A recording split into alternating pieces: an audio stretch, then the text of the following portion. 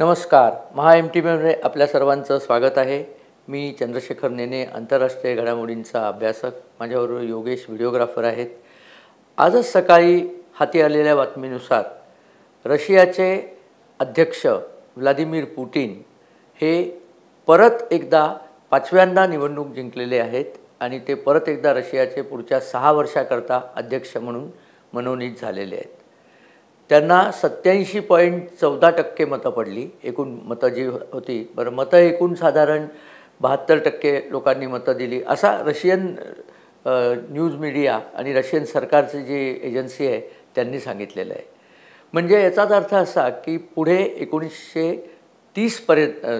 2030 पर्यंत पुटिन हे रशियाचे अध्यक्ष राहतील.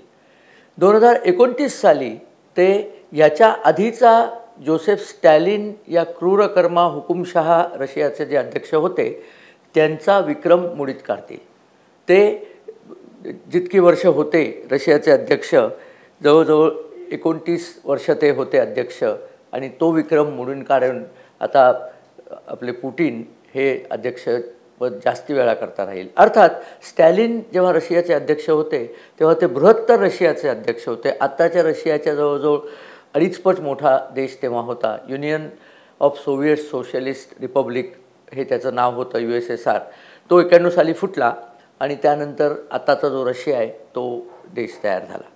म्हणजे त्याचे बाहेरचे सगळे देश, युक्रेन सकट सगळे देश फुटून वेगळे झाले होते, हे आपल्याला माहीतच आहे. परंतु तरीसुद्धा पुटिन आत्ताचा जो रशिया आहे, पुटिनच्या हातात जो आलेला रशिया, 2000 सालापासून पुटिन रशियाचे कायम प्रमुख राहिलेले आहेत. मध्ये एकदा त्यांनी एक रुचिपालट म्हणून त्यांचे सहकारी मेदवेदेव यांना सांगितलं होतं की यावेळेला तुम्ही अध्यक्ष बना आणि मी प्रधानमंत्री बनेन. अर्थात सगळी सत्ता यांच्याच हातात होती. आणि पुन्हा गेल्या वेळेला त्यांनी एक नवीन कायदा पास करून घेतला, नवीन अमेंडमेंट पास करून घेतलं की पूर्वी असं होतं की अध्यक्ष फक्त 2च वर्ष लागोपाठ राहू शकेल. त्यांनी ते सगळं मोडून काढलं आणि 3 वर्षाकरता, 3 टर्म्स करता, वर्ष नव्हे 3 टर्म्स करता मी अध्यक्ष राहू शकेन किंवा अध्यक्षाची टर्म 3दासुद्धा करता येईल असा कायदा पास करून घेतला होता. त्यामुळे ते चालूच राहील. ते काही आपलं अध्यक्षपद सोडणार नाहीत. कारण हुकुमशाही देशामध्ये अध्यक्षपद सोडलं तर त्यांचे विरोधक त्यांना जिवंत तरी ठेवतील की नाही याची शंका असते. आणि असं सगळं असल्यामुळे पुटिन काही अध्यक्षपदावरनं पायउतार होणार नाहीत. खरं म्हणजे आत्ता युक्रेनची लढाई 2 वर्ष लढाई चालू आहे, रशियाला अजून जिंकता येत नाही आहे. त्यामुळे इतर कुठलाही देश असता तर त्यावेळेला पुटिनचा पराभव झाला असता. पण रशियात असं होण्याची शक्यता शून्यच होती. अमेरिकेने याच्यावरती कडाडून टीका केलेली आहे. अमेरिकेने सांगितलं आहे की अमेरिकेचे जेम्स कर्बी म्हणून जे व्हाईट हाऊसचे प्रवक्ते आहेत त्यांनी सांगितलेलं आहे की हे काही इलेक्शन खरं इलेक्शन नव्हे, फ्री अँड फेअर इलेक्शन नाही आहे, जबरदस्ती लोकांवरती केलेली आहे. त्याचं एक कारण असंही दिलं गेलं की पुटिन यांचे जे राजकीय विरोधक होते अलेक्सी नवल्नी, त्या नवल्नींचा परवा 1 महिन्यापूर्वी सायबेरियामध्ये तुरुंगामध्येच मृत्यू झाला. त्यांना तुरुंगात टाकलं होतं कारण ते पुटिनचे विरोधक होते, एवढं कारण पुरेसं होतं. त्यांना तुरुंगात टाकलं होतं आणि त्यांचा मृत्यू झाला होता. त्यांची पत्नी ही जर्मनीमध्ये सध्या राहते आणि तिने सांगितलं होतं, सगळ्या रशियातल्या आपल्या समर्थकांना आवाहन केलं होतं की या निवडणुकीमध्ये दुपारी 12 वाजता तुम्ही मतदान केंद्रावर जा आणि आपलं विरोधी मत नोंदवा आणि काही नाही तर कमीत कमी बॅलेट पेपरवर अलेक्सी नवल्नी लिहून तो बॅलेट पेपर डब्यात टाका. लक्षात ठेवा, रशियातल्या निवडणुका अजूनही बॅलेट पेपरवर होतात, मतपत्रिकेवर होतात. त्यांच्याकडे अजून EVMची उत्तम टेक्निकल सुपर पॉवर ते नाही आहेत, त्यामुळे EVM त्यांच्याकडे वापरलं जात नाही. अमेरिकेत EVM वापरलं जात नाही, जाऊ दे. परंतु असं त्यांनी लिहिलं होतं आणि खरोखरच अनेक मतदान केंद्रांमध्ये लोकांनी बॅलेट पेपरवरती असं लिहून ते बॅलेट पेपर डब्यात टाकले. काही लोकांनी तर असंही केलेलं आहे की रंगाचे डबे आणून ते मतदानाची डबी जी होती त्या डब्यात रंगाचे डबेसुद्धा ओतलेले आहेत. म्हणजे मतदानाला त्यांच्या पद्धतीने त्यांनी विरोध आणि बहिष्कार दर्शवलेला आहे.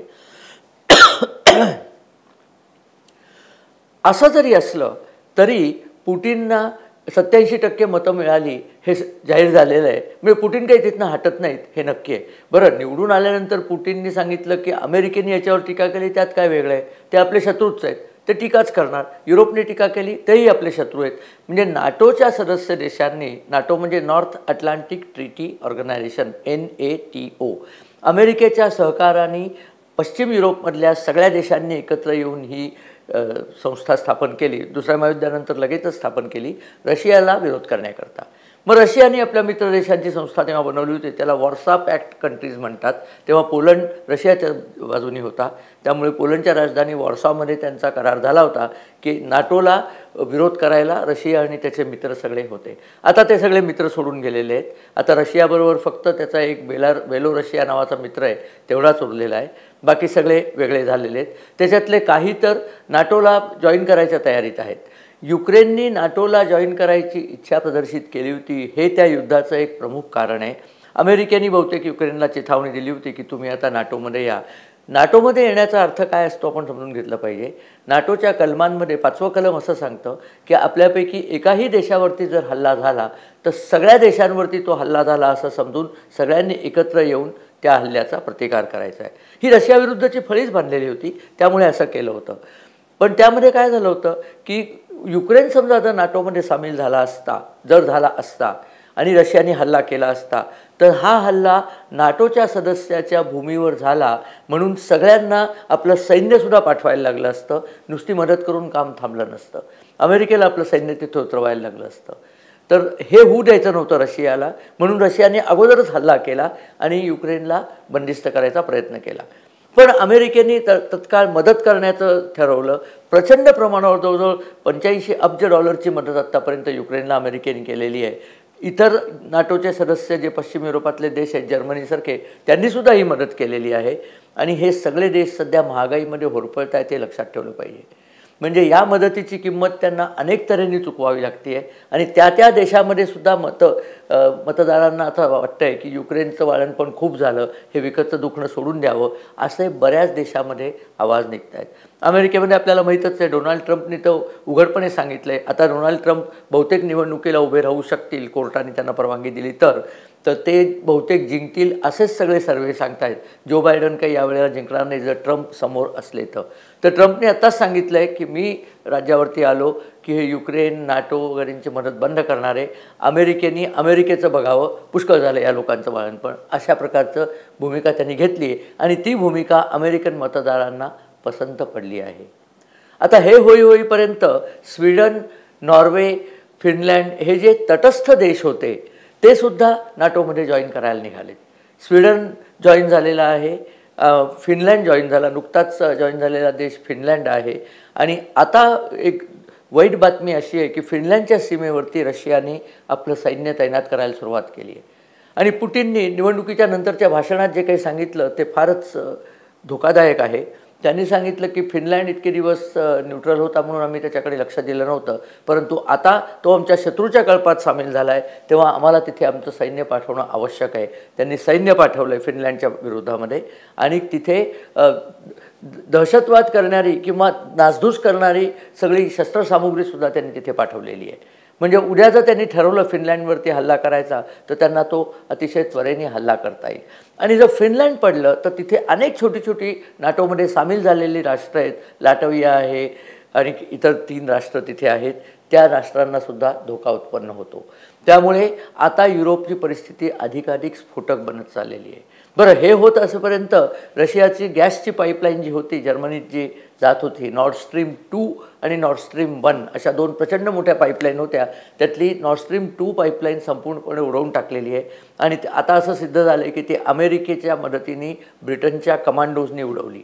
म्हणजे जर्मनीला रशियाचा गॅस किंवा ऑइल मिळूच नाही अशी योजना सुरू झाली.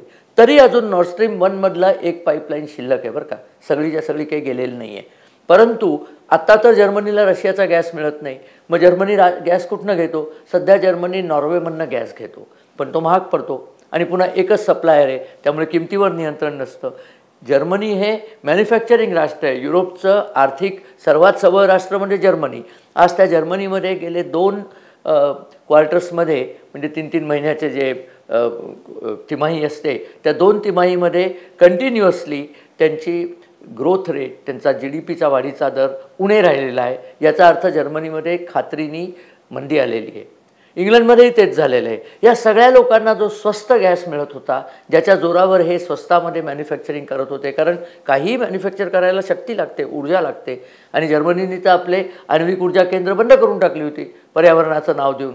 आणि आता आणायची कुठनं ऊर्जा, कारण रशियाचे स्वस्त गॅस मिळत होता, आता तो मिळत नाही आहे. पंचायत आहे युरोपमध्ये सगळीकडे. त्यामुळे महागाई वाढलेली आहे. लोकांमध्ये जे जे सगळे रेफ्युजीज भरून ठेवले होते, जे मध्यपूर्व पश्चिम आशियातनं सगळे शरणार्थी गुंड आणले होते, ते गुंड तिथे आता ताबा घेऊ पाहत आहेत. ब्रिटनमध्येही प्रचंड प्रमाणावर शरणार्थी जे आले होते त्यांनी आता आपले खरे दात दाखवायला सुरुवात केली आहे. सगळे मुस्लिम शरणार्थी आहेत, त्यांनी खरे दात दाखवायला सुरुवात केली आहे. त्यामुळे लोक भयंकर संत्रस्त आहेत. डेन्मार्कची कहाणी घ्या. डेन्मार्क हा अगदी लहानसा देश आहे. त्या देशाच्या जवळजवळ 11 पट मोठं एक बेट त्यांच्या ताब्यात आहे, ते म्हणजे ग्रीनलँड. जगातलं सर्वात मोठं बेट ज्याला म्हणतात ते ग्रीनलँड त्यांच्या ताब्यात आहे. त्यांनी परवाच घोषणा केली आहे की ते त्यांच्या सैन्यावरची इन्व्हेस्टमेंट वाढवत आहेत. सैन्याचे आत्तापर्यंतचं डिफेन्स बजेट होतं ते त्यांनी दुपटीहून जास्ती वाढवलेलं आहे, कारण त्यांना आता रशियाची भीती वाटायला लागली आहे. ते नाटोमध्ये पूर्णपणे सम्मिलित नाही आहेत, कारण त्यांना न्यूट्रल राहायचं होतं. त्यामुळे सैनिकी करार नाटोशी त्यांनी केलेला नाही आहे. आणि आता पंचायत अशी झाली आहे की रशियाने उद्या सैन्य आणलं तर करायचं काय, म्हणून त्यांनी मुख्यत्वे करून बायकांना जास्ती आवाहन केलं की तुम्ही पण सैन्यात या. कदाचित तिथे सक्तीची सैन्य भरती पण करू शकतील. डेन्मार्क हा अतिशय सुखवस्तू, अतिशय श्रीमंत देश आहे, परंतु अत्यंत छोटा आहे. लोकसंख्याही अतिशय कमी आहे. त्यामुळे उद्या जर रशियाने ठरवलं त्याचा वरवंटा डेन्मार्कवर फिरवायचा तर डेन्मार्कचं काही खरं नाही. तर असे सगळे अस्वस्थ गोष्टी जाणवत आहेत. आणि पुटिननी तर राज्यावरती, आता ते राज्यावर आलेलाच आहे पुन्हा, त्यांनी आल्याच घोषणा करून टाकली आहे की आता नेटो देशांना मी बघून घेईन. त्यांना जर असं वाटत असलं की तुम्ही जे युक्रेनला मदत करून आमचे सैनिक मारले ते आम्ही स्वस्तात घेणार नाही, हलक्यात घेणार नाही आहे, आम्ही आता ह्याला प्रत्युत्तर देऊ आणि ते तुम्हाला महागात पडेल. गॅस तर तुम्हाला आम्ही देतच नाही आहे आणि याचं प्रत्युत्तर द्यायला सुरुवात केली तर तुम्हाला महागात पडेल. त्यांना जेव्हा विचारलं पुटिनला की असं केल्याने तिसरं महायुद्ध होऊ शकतं असं वाटत नाही का तुम्हाला, ते म्हणले काहीही शक्य आहे, सध्याचं आधुनिक जग आहे, इथे काहीही होणं शक्य आहे. त्यामुळे त्यांनी तिसरं महायुद्ध होण्याची किंवा अण्वस्त्र वापरण्याची शक्यता नाकारलेली नाही. अतिशय स्फोटक काळ आहे. या सगळ्या डेव्हलपमेंटचा भारतावरती काय परिणाम झाला तर भारताला याचा काही फरक पडत नाही. इनफॅक्ट पुटिन आणि नरेंद्र मोदी यांचे संबंध, वैयक्तिक संबंध खूप चांगले आहेत. अजूनसुद्धा आपल्या संरक्षण व्यवस्थेमध्ये रशियाचा वाटा बराच मोठा आहे, कारण याच्यापूर्वी आपण सगळी शस्त्रास्त्र रशियाकडूनच घेत होतो. पाश्चिमात्य देश आपल्याला देत नव्हते, ते पाकिस्तानच्या प्रेमात होते. आता त्यांच्या लक्षात आलं काय झालं ते. परंतु त्यामुळे रशियाचं मदत आपल्याला आपल्या संरक्षण क्षेत्रामध्ये होत असते. आपली आणि रशियाची मैत्री आहे. अमेरिकेने नाही म्हटलं असूनसुद्धा आपण जाऊन रशियाकडनं तेल घेतलं. नुसतं घेतलं एवढंच नव्हे तर तेल शुद्धीकरण करून आपण ते युरोपला सुद्धा विकलं. भरपूर पैसे कमवलेत त्यामध्ये आपण. आणि पुटिन तिथे आलेला आहे, त्यामुळे स्थिर सरकार रशियामध्ये आहे. त्याचा आपल्याला झाला तर फायदाच होईल, तोटा निश्चितच होणार नाही. बघूया पुढे काय होतं ते. त्याप्रमाणे आणखीन काहीतरी डेव्हलपमेंट काय काय होतील त्यात आपल्यापर्यंत मी घेऊन येणारच आहे.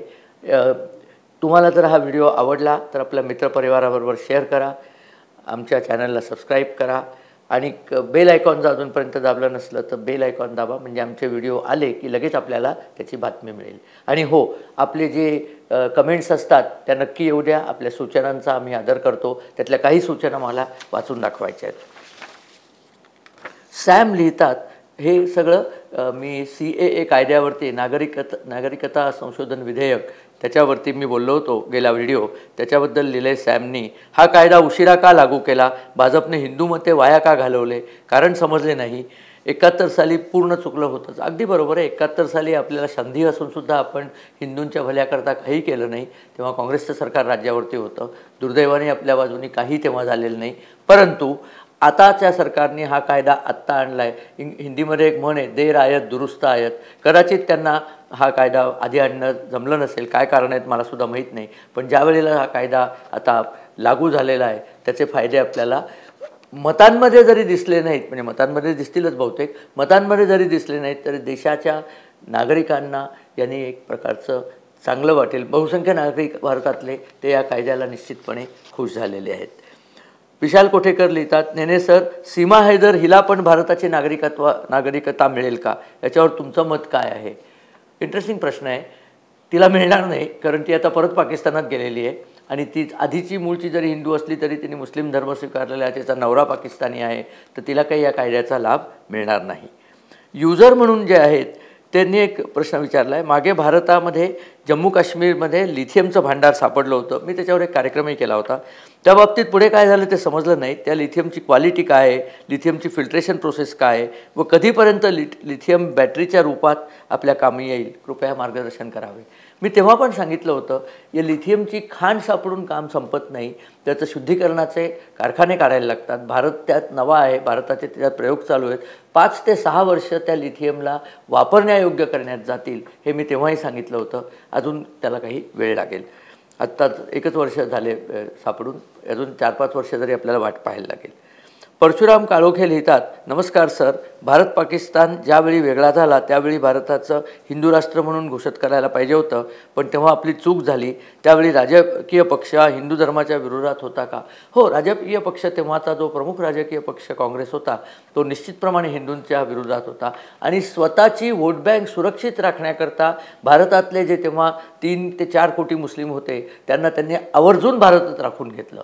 सांगता आलं असतं त्यांना की तुम्हाला तुमचा देश दिला आहे, तुम्ही जा तुमच्या नवीन देशामध्ये, पण असं काही सांगितलं नाही. उलटं तुम्ही थांबा इथे आणि आम्हाला मत द्या म्हणजे आमची सत्ता टिकून राहील, असा अत्यंत राष्ट्रघातकी निर्णय तेव्हाच्या काँग्रेसने घेतला होता. राजीव वैद्य लिहितात, 71 साली इंदिराजींचा जयघोष करणाऱ्या हिंदूंना अक्कल का सुचली नाही? हिंदूंना 71 साली काय 2014च्या आधीपर्यंत कधीच अक्कल सुचली नव्हती. अजूनसुद्धा जेव्हा आपण या न्याययात्रेला जेव्हा हिंदू आणि हिंदुत्ववादी उद्धवसारखे लोक जातात तेव्हा आपण लक्षात घेतो की हिंदूंना अक्कल यायला जरा वेळच लागतो. आता त्याला काय करणार, आपली लोकं ही थोडीशी अशीच आहेत. मी मगाशी क्रूरकर्मा स्टॅलिनचा उल्लेख केला की नाही, रशियाचा. आपले DMKचे जे सध्या मुख्यमंत्री आहेत तामिळनाडूमध्ये, त्यांचं नावच स्टॅलिन आहे. म्हणजे या क्रूरकर्म्याचं नाव आपल्या मुलाला ठेवणं हे त्यांचे पिताश्री जे करुणानिधी होते त्यांना योग्य वाटलं, यावरूनच त्यांच्या मानसिकतेची आपल्याला कल्पना येते. असो, विश्वास बेडेकरांनी लिहिलं आहे की पाकिस्ताननी युनोमध्ये चीनच्या साह्याने प्रस्ताव 193-115 पास करून घेतला, तो काय आहे व त्याचा भारतावर काय परिणाम होईल? माझा या बाबतीतला अभ्यास नाही आहे, परंतु पाकिस्तानी कुठलाही प्रस्ताव युनोमध्ये पास करून घेतला तरी त्याचा भारतावर काहीही परिणाम होत नाही, कारण त्या प्रस्तावाला योग्य वेळेला व्हेटो केलं जातं. असे प्रस्ताव भारताच्या विरोधात कधीच उपयुक्त झाले नाही. प्रकाश देशपांडे लिहितात, Yogesh photographer should be appreciated, his work is often neglected. आम्ही ते अजिबात निग्लेक्ट करत नाही. आमचे सगळेच फोटोग्राफर अतिशय उत्तम काम करतात आणि दरवेळेला म्हणून मी माझ्या व्हिडिओच्या सुरुवातीला त्यांचं नाव घेतो. त्यांनी निश्चितपणे चांगलंच काम केलेलं आहे आणि आम्हाला त्यांच्या चांगल्या कामाची जाण आहे. चैतन्य उपाध्याय लिहितात की if possible make such A video on US election also. अगदी बरोबर आहे तुमचं म्हणणं चैतन्यजी. आमचा विचार आहे येत्या काही दिवसातच आपल्याला अमेरिकेच्या राष्ट्राध्यक्ष निवडणुकीबद्दल व्हिडिओ पाहायला मिळेल. लक्षात घ्या, 2024 साली जवळजवळ 65 देशांमध्ये निवडणुका आहेत. त्याची सुरुवात पाकिस्तानमधल्या निवडणुकीतनं झाली आहे, दुसरी आता पुटिनची झाली, तिसरी आपली निवडणूक आहे. अनेक ठिकाणी निवडणुका व्हायच्या आहेत. या निवडणुकांमध्ये राजकारणाचा पोत बदलू शकतो. देशातल्याच नुसतं नव्हे तर जगातल्या राजकारणाचा पोत बदलू शकतो. आपल्याला त्याच्यावरती बारकाईने लक्ष ठेवायला लागेल.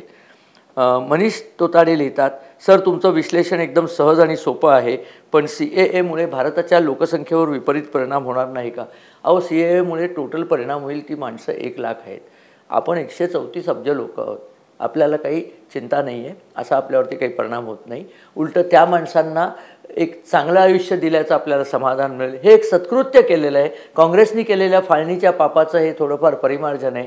ही एक उत्तम गोष्ट झालेली आहे. अजिबात काळजी करू नका, आपल्या लोकसंख्येवर कुठलाही विपरीत परिणाम होत नाही. असो, आपण हा व्हिडिओ पाहिल्याबद्दल नमस्कार आणि धन्यवाद.